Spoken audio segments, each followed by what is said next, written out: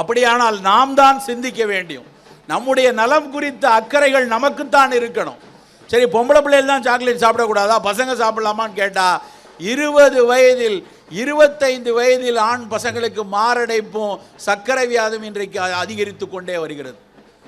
இன்றைய உலகம் மிக விசாலமாக நம் குழந்தைகளுக்கு மிகப்பெரிய வாய்ப்புகளை அளிக்கக்கூடிய உலகமாக இருக்குது. இதே ஊருக்கு பக்கத்தில் சென்னையில் ஒரு 2 அறை உள்ள இடத்துல படித்த ஜவஹர் வித்யாலயாவில் படித்த பையன்தான் உலகத்தில் மிக அதிகமாக சம்பளம் வாங்கக்கூடிய சுந்தர் பிச்சை. கூகுளினுடைய தலைமை அதிகாரியாக இருந்து வருடத்திற்கு $19 பில்லியன் வாங்கக்கூடியவர் தமிழ்நாட்டிலிருந்து போன சுந்தர் பிச்சை. கம்ப்யூட்டர் உலகத்துக்கே ஜாம்பவானாக இருக்கக்கூடிய மைக்ரோசாஃப்டினுடைய தலைமை அதிகாரியாக இருக்கிறவர் இங்கேருந்து 25 கிலோமீட்டர் அந்த பக்கம் இருந்து போன நாதல்ல சம்பத்து தான். அப்போ அவ்வளோ பெரிய வாய்ப்பு இருக்கக்கூடிய உலகத்தில் நம் குழந்தைகளும் பெரிய கணிப்பொறியாளராக, பெரிய மருத்துவராக, பெரிய தொழில் முனைவராக, பெரிய வணிகராக வரக்கூடிய வாய்ப்புள்ள சூழல்ல அந்த குழந்தை ஆரோக்கியமாக இருக்க வேண்டியது நம்முடைய மிக அடிப்படையான கடமை. சாப்பிடு, இனிப்புனா ஜாங்கிரியும் அல்வாவும் இல்லை, தலை தித்திப்புனா முதல்ல பழங்கள் சாப்பிடணும். வாழைப்பழம், கொய்யாப்பழம், பப்பாளி, மாதுளை, நாவல், இலந்தை, இப்படி பல பழங்களை சாப்பிட சொல்லியிருக்கான்.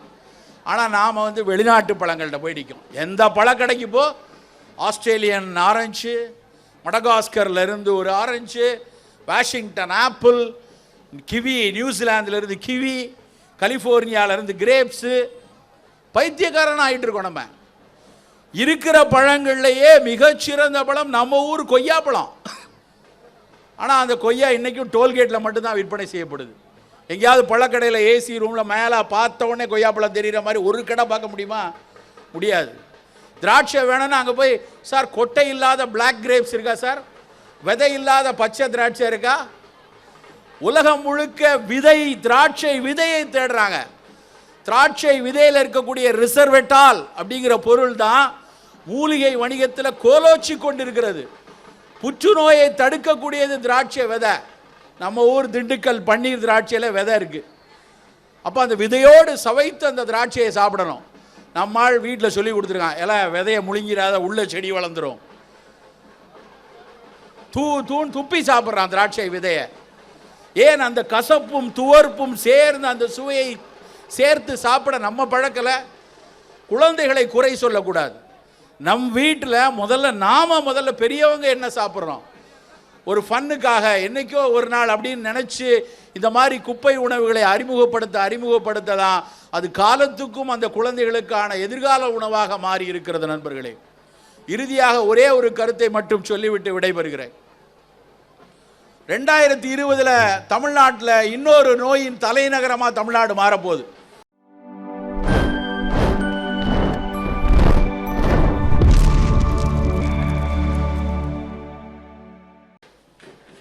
அது வெறும் உடலுக்கு ஆரோக்கியத்தை மட்டும் கொடுக்கல, பசியை மற்றும் ஆற்றலை.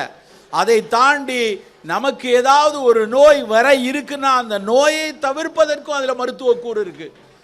தினை அரிசியில் மட்டும்தான் கண்ணுக்கு நல்லது செய்யக்கூடிய பீட்டா கரோட்டின் இருக்கு. கம்பு அரிசியில் மட்டும்தான் எல்லா தானியங்களை விட இரும்பு சத்து நிறைய இருக்கு. கேழ்வரகுல மட்டும்தான் கால்சியம் சத்து இருக்கிற தானியத்திலேயே அதிகம். இது ஏதாவது ஓட்ஸில் இருக்கா? ஆனால் நம்ம போய் வெளிநாட்டில் இருந்து ஓட்ஸ் எடுத்துக்கிட்டு இருக்கோம். அப்படியே ஒருவேளை ஓட்ஸ் எடுக்க ஆரம்பித்து 25% மக்கள் ஓட்ஸுக்கு பின்னாடி போனோம்னா நம்ம தலைகீழ நின்னாலும் பாலாத்தங்கரையிலையோ இல்லை காவிரி கரையிலையோ தாமிரபரணி கரையிலையோ ஓட்ஸை விளைவிக்க முடியாது. போய் பிச்சை எடுக்கணும்.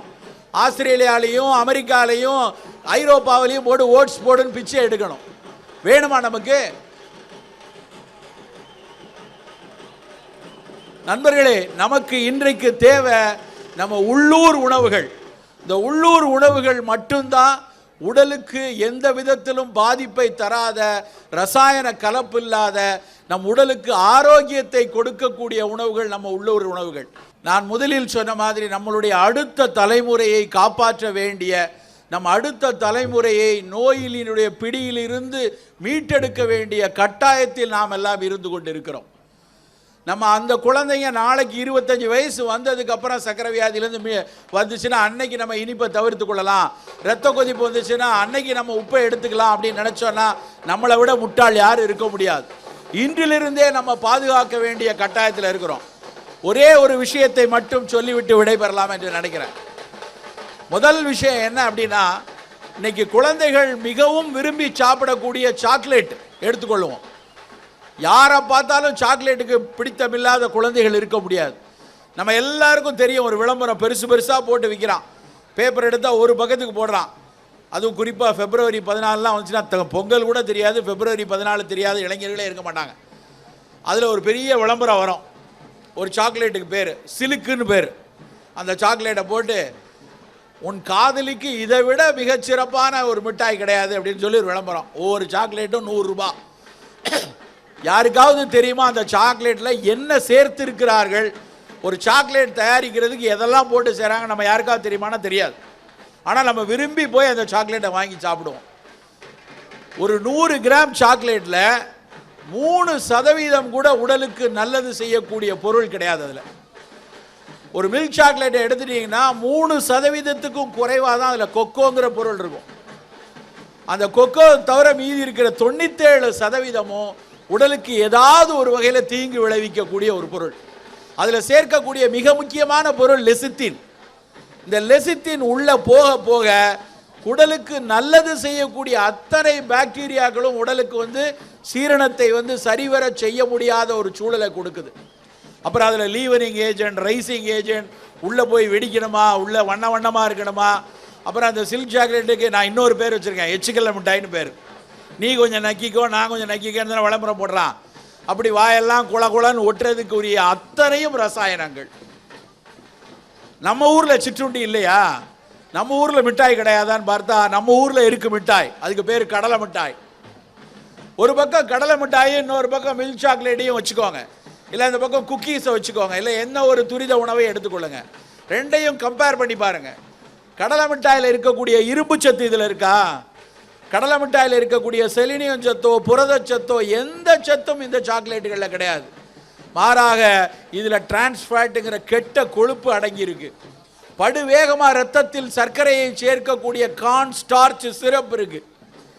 ஆனால் இதை பற்றியெல்லாம் இதை விளம்பரம் செய்யக்கூடிய நபர்கள் சொல்ல மாட்டாங்க. இன்னைக்கு எந்த குழந்தை சிறு வயதில் பெண் குழந்தை மிக அதிகமாக சாக்லேட் சாப்பிடுதோ அந்த குழந்தைக்கு 3 ஆபத்துகள் இருக்கிறது. ஒன்று, வெகு சீக்கிரமாக மாதவிடாய் துவக்கம், பூப்பெய்கிற நிகழ்ச்சி வெகு சீக்கிரமாக வர்றது. ரெண்டாவது, எந்த பெண் குழந்தை மிக அதிகமாக சாக்லேட் சாப்பிடுதோ அந்த குழந்தைக்கு தான் சினைப்பை நீர்க்கட்டிகள்னு சொல்லக்கூடிய பாலிசிஸ்டிக் ஓவரி வருது. மூன்றாவது, எந்த குழந்தை இந்த கார்ன்ஸ்டார் சார்ஜ் சிறப்பை அடங்கிய சாக்லேட்டை அதிகமாக எடுக்குதோ அந்த குழந்தைக்கு தான் மார்பக புற்றுநோய்கள் வருவதற்கான வாய்ப்பும் அதிகம். இவ்வளவு ஆபத்துக்கள் இருக்கும்போது நம்ம பெண் குழந்தைகளுக்கு இந்த சாக்லேட்டை வாங்கி கொடுக்கறது எவ்வளவு பெரிய ஆபத்து என்று யோசிச்சு பாருங்க. விளம்பரத்தில் காசுக்கு மாரடிக்கக்கூடிய கூட்டம் யாரும் இதை பற்றி பேச மாட்டாங்க. உங்கள்கிட்ட மருத்துவர்களுக்கு பேசவே நேரம் கிடையாது. மருத்துவர்னாலே மணிரத்னம் பட ஹீரோ மாதிரி இருந்தால் தான் அவருக்கு மருத்துவர்னு பேர். அவர் அப்படின்னு பேசினா தான் அவர் மருத்துவர்.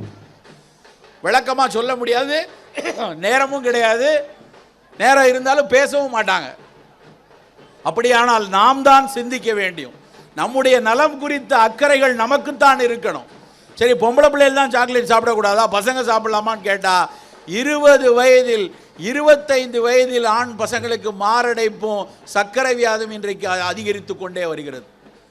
இன்றைய உலகம் மிக விசாலமாக நம் குழந்தைகளுக்கு மிகப்பெரிய வாய்ப்புகளை அளிக்கக்கூடிய உலகமாக இருக்கு. இதே ஊருக்கு பக்கத்தில் சென்னையில் ஒரு 2 அறை உள்ள இடத்துல படித்த ஜவஹர் வித்யாலயாவில் படித்த பையன்தான் உலகத்தில் மிக அதிகமாக சம்பளம் வாங்கக்கூடிய சுந்தர் பிச்சை. கூகுளினுடைய தலைமை அதிகாரியாக இருந்து வருடத்திற்கு $19 பில்லியன் வாங்கக்கூடியவர் தமிழ்நாட்டிலிருந்து போன சுந்தர் பிச்சை. கம்ப்யூட்டர் உலகத்துக்கே ஜாம்பவானா இருக்கக்கூடிய மைக்ரோசாஃப்டினுடைய தலைமை அதிகாரியாக இருக்கிறவர் இங்கிருந்து 25 கிலோமீட்டர் அந்த பக்கம் இருந்து போன நாதல்ல சம்பத்து தான். அப்போ அவ்வளோ பெரிய வாய்ப்பு இருக்கக்கூடிய உலகத்தில் நம் குழந்தைகளும் பெரிய கணிப்பொறியாளராக, பெரிய மருத்துவராக, பெரிய தொழில் முனைவராக, பெரிய வணிகராக வரக்கூடிய வாய்ப்புள்ள சூழல்ல அந்த குழந்தை ஆரோக்கியமாக இருக்க வேண்டியது நம்முடைய மிக அடிப்படையான கடமை. இந்த பொங்கல் விழா இதை ஒரு குதூகலமாக ஆடி பாடி மகிழ்ந்து கொண்டாடும் சமயத்திலேயே சில கருத்துக்களையும் நாம் யோசிக்கணும். இந்த தமிழர் உணவை நாம் எந்த அளவுக்கு எடுத்துக்கொள்கிறோம்? காலை 6 மணியிலிருந்து இரவு 10 மணி வரைக்கும் நாம் சாப்பிடக்கூடிய உணவில் எதெல்லாம் தமிழர் உணவு, எதெல்லாம் அது நம் தமிழ் விவசாயத்துக்கு போய் சேருகிறது, எதெல்லாம் என் தமிழ் மண்ணை எந்த அளவிலும் பாதிக்காத சூழலுக்கு இசைவான உணவு என்று ஒரு கணம் யோசித்து பாருங்க. ஒரு கொண்டாடி ஒரு கூடி மகிழ்வதற்கு மட்டுமல்ல கொண்டாட்டம். தமிழனுடைய எந்த திருவிழாவும் இந்த மதர் டே ஃபாதர் டேலாம் நம்ம கொண்டாடுறது இல்லை. பைத்தியக்காரன் கொண்டாடுறது ஃபாதர் டே மதர் டேலாம். வெளிநாட்டில் ஒருத்தன் ஃபாதர் டே கொண்டாடுறான்னா அவன் வீட்டில் இருக்கிற ஃபாதர் அந்த பிள்ளைக்கு ஃபாதராக இருக்க மாட்டான். வீட்டில் இருக்கிற அம்மா அவன் பெத்த அம்மாவாக இருக்காது. அதனால் அவன் ஃபாதர் டே மதர் டே கொண்டாடுறான். பைத்தியக்கார மக்கள். நாம் எதற்கு அந்த ஃபாதர் டே மதர் டே கொண்டாடணும்? நாம் கொண்டாட வேண்டிய திருவிழா இந்த தைப்பொங்கல். இந்த பொங்கலில் நம்ம நன்றியோடு நம் கைக்கு வந்த பருக்கை எங்கெல்லாம் கஷ்டப்பட்டு நினைவு கூர்ந்து கொண்டாட வேண்டிய விழா. ஒவ்வொரு விழாக்களுக்கு பின்னாடி பல பேருடைய வலி, பல பேருடைய வலிமை, பல பேருடைய உழைப்பு, இவற்றை பார்த்து தான் நம்ம விழாக்கள் அமைக்கப்பட்டுச்சு. அப்போ அந்த விழா காலத்தில் இப்படி எங்கெல்லாம் கூடி ஒரு இடத்துல இதை பற்றியெல்லாம் சாப்பிட போகிறோம். அங்கே சோள பணியாரம் வச்சுருக்காங்க, கரும்பு வைத்திருக்கிறார்கள், பொங்கல் வைத்திருக்கிறார்கள், கேழ்வரகு களி செய்து வைத்திருக்காங்க. அதெல்லாம் பார்க்கும்போது அது எங்கேருந்தெல்லாம் வந்துச்சு, இன்றைக்கு அதனுடைய நிலைமை எப்படியெல்லாம் இருக்குன்னு யோசித்து பார்க்க வேண்டும் நண்பர்களே. பழங்கள் இன்றைக்கு பிரதான உணவு. தமிழனுடைய பிரதான உணவு பழம். ஆசாரக்கோவை நூலில் தலை தித்திப்பு கடை கைப்பு. நான் முதல்ல இனிப்பை சாப்பிடு. இனிப்புனா ஜாங்கிரியும் அல்வாவும் இல்லை. தலை தித்திப்புனா முதல்ல பழங்கள் சாப்பிடணும். வாழைப்பழம், கொய்யாப்பழம், பப்பாளி, மாதுளை, நாவல், இலந்தை, இப்படி பல பழங்களை சாப்பிட சொல்லியிருக்கான். ஆனால் நாம் வெளிநாட்டு பழங்கள்கிட்ட போய் நிற்கும். எந்த பழக்கடைக்கு போ, ஆஸ்திரேலியன் ஆரஞ்சு, மடகாஸ்கர்லேருந்து ஒரு ஆரஞ்சு, வாஷிங்டன் ஆப்பிள், கிவி, நியூசிலாந்துலேருந்து கிவி, கலிஃபோர்னியாவிலேருந்து கிரேப்ஸு. பைத்தியக்காரன் ஆகிட்டு இருக்கோம். நம்ம இருக்கிற பழங்கள்லையே மிகச்சிறந்த பழம் நம்ம ஊர் கொய்யாப்பழம். ஆனால் அந்த கொய்யா இன்றைக்கும் டோல்கேட்டில் மட்டும்தான் விற்பனை செய்யப்படுது. எங்கேயாவது பழக்கடையில் ஏசி ரூமில் மேலே பார்த்த உடனே கொய்யாப்பழம் தெரிகிற மாதிரி ஒரு கடை பார்க்க முடியுமா? முடியாது. திராட்சை வேணும்னா அங்கே போய், சார் கொட்டை இல்லாத பிளாக் கிரேப்ஸ் இருக்கா சார், விதை இல்லாத பச்சை திராட்சை இருக்கா? உலகம் முழுக்க விதை, திராட்சை விதையை தேடுறாங்க. திராட்சை விதையில் இருக்கக்கூடிய ரிசர்வெட்டால் அப்படிங்கிற பொருள் தான் மூலிகை வணிகத்தில் கோலோச்சி கொண்டிருக்கிறது. புற்றுநோயை தடுக்கக்கூடியது திராட்சை விதை. நம்ம ஊர் திண்டுக்கல் பன்னீர் திராட்சையில் விதை இருக்குது. அப்போ அந்த விதையோடு சவைத்து அந்த திராட்சையை சாப்பிடணும். நம்மால் வீட்டில் சொல்லி கொடுத்துருக்கான், எல்லாம் விதையை முழுங்கிறாத உள்ள செடி வளர்ந்துடும். தூண் துப்பி சாப்பிட்றான் திராட்சை விதையை. ஏன்? அந்த கசப்பும் துவர்ப்பும் சேர்ந்து அந்த சுவையை சேர்த்து சாப்பிட நம்ம பழக்கலை. குழந்தைகளை குறை சொல்லக்கூடாது. நம் வீட்டில் முதல்ல பெரியவங்க என்ன சாப்பிட்றோம், ஒரு ஃபன்னுக்காக என்னைக்கோ ஒரு நாள் அப்படின்னு நினச்சி இந்த மாதிரி குப்பை உணவுகளை அறிமுகப்படுத்த தான் அது காலத்துக்கும் அந்த குழந்தைகளுக்கான எதிர்கால உணவாக மாறி இருக்கிறது நண்பர்களே. இறுதியாக ஒரே ஒரு கருத்தை மட்டும் சொல்லிவிட்டு விடைபெறுகிறேன். 2020 தமிழ்நாட்டில் இன்னொரு நோயின் தலைநகரமாக தமிழ்நாடு மாறப்போகுது.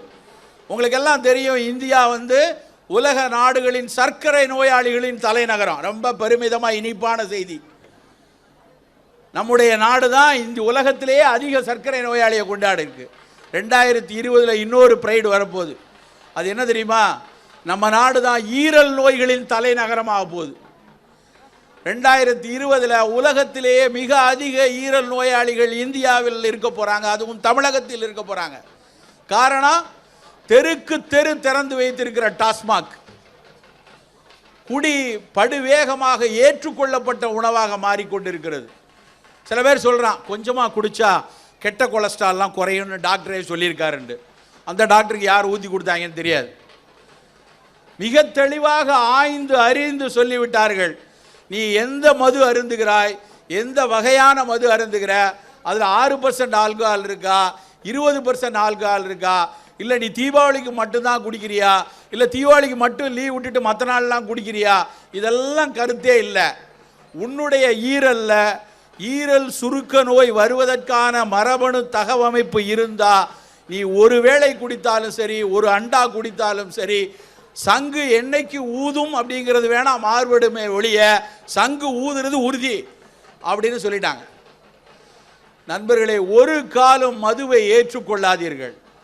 ஒரு முறை இப்படி தான் ஒரு கூட்டத்தில் பேசும்போது, சார் தமிழர் அந்த காலத்தில் கள்ளெல்லாம் அருந்திருக்காங்களே, தேரல் குடிச்சிருக்காங்களே, ஔவையார் அதிகமானலாம் சேர்ந்து குடித்ததெல்லாம் படிச்சிருக்கோம் அப்படின்னாங்க. அவனை கேட்டேன், அன்னைக்கு குடித்தாங்கன்னா அன்னைக்கு ஒரு காதல் பண்ணணும் அப்படின்னா வாடி வாசலை திறந்து மாடை பிடிக்கணும், இல்லை ஒரு நடுகளில் தூக்கிட்டு இப்படி நின்னாதான் ஒரு விரும்பிய பொண்ணை போய் திருமணம் பண்ண முடியும். இன்றைக்கி நீ காதல் பண்ணணும்னா எவனோ அனுப்பின எஸ்எம்எஸை ஃபார்வேர்ட் பண்ணி தானே லவ் பண்ணுற. உனக்கு எங்கடா வீரம் இருக்குது? அன்னைக்கு இருந்த வீரத்துக்கு அவன் குடித்தது வேற, இன்னைக்கு இருக்கிற வீரத்துக்கு நீ பச்சை தண்ணியவே பார்த்து தான் குடிக்கணும் அப்படின்னு சொன்னோம். பீலிபே சாகாடம் அச்சிரும் அப்பண்டன் சால மிகுத்து பெயின் முயுவ விளக்க உரே மயிலிறகு ஏற்றிய வண்டியே ஆனாலும் அந்த பண்டமும் அளவோடு ஏற்றாமல் அளவு கடந்து மிகுதியாக ஏற்றினால் அச்சு முறியும். சாலமன் பாப்பையா விளக்க உரே மயில் தொகைதானே என்று அதை அளவுக்கு அதிகமாக வண்டியில் ஏற்றினால் வண்டியின் அச்சு முறிந்து போகும். கலைஞர் விளக்க உரே மயில் இறகாக இருந்தாலும் கூட அதிகமாக ஏற்றப்பட்டால் வண்டியின் அச்சு முறிகின்ற அளவுக்கு அதற்கு பலம் வந்துவிடும். பீலிபே சாகாடும் அச்சிரும் அப்பண்டன் சால மிகுத்து பெயின் முயுவ விளக்க உரே மயிலிறகு ஏற்றிய வண்டியே ஆனாலும் அந்த பண்டமும் அளவோடு ஏற்றாமல் அளவு கடந்து மிகுதியாக ஏற்றினால் அச்சு முறியும். சாலமன் பாப்பையா விளக்க உரே மயில் தொகைதானே என்று அதை அளவுக்கு அதிகமாக வண்டியில் ஏற்றினால் வண்டியின் அச்சு முறிந்து போகும்.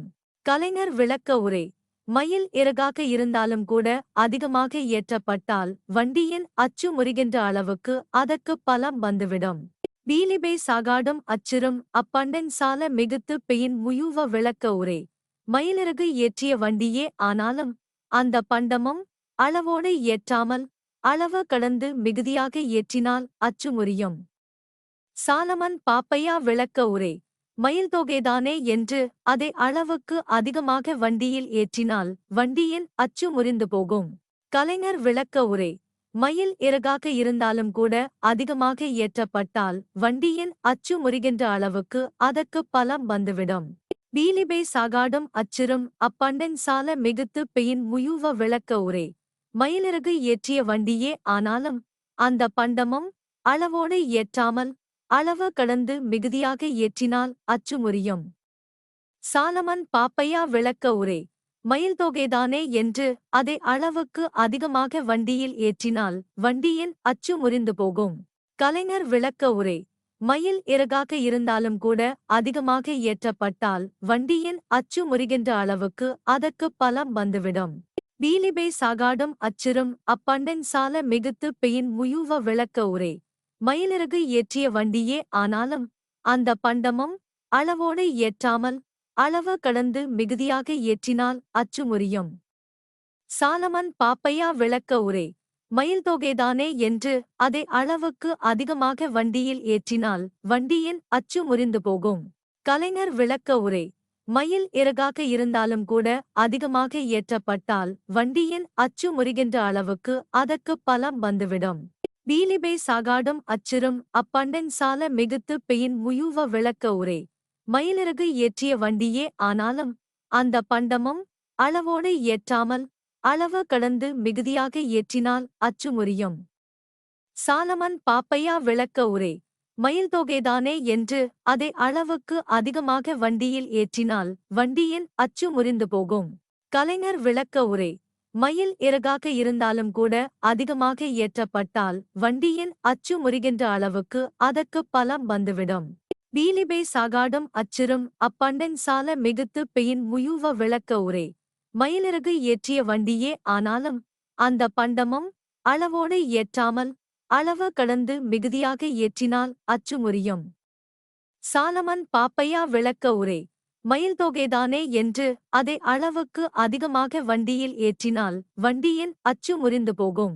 கலைஞர் விளக்க உரை. மயில் இறகாக இருந்தாலும் கூட அதிகமாக ஏற்றப்பட்டால் வண்டியின் அச்சு முறிகின்ற அளவுக்கு அதற்கு பலம் வந்துவிடும். பீலிபை சாகாடும் அச்சிறும் அப்பண்டன் சால மிகுத்து பெயின் முயுவ விளக்க உரை.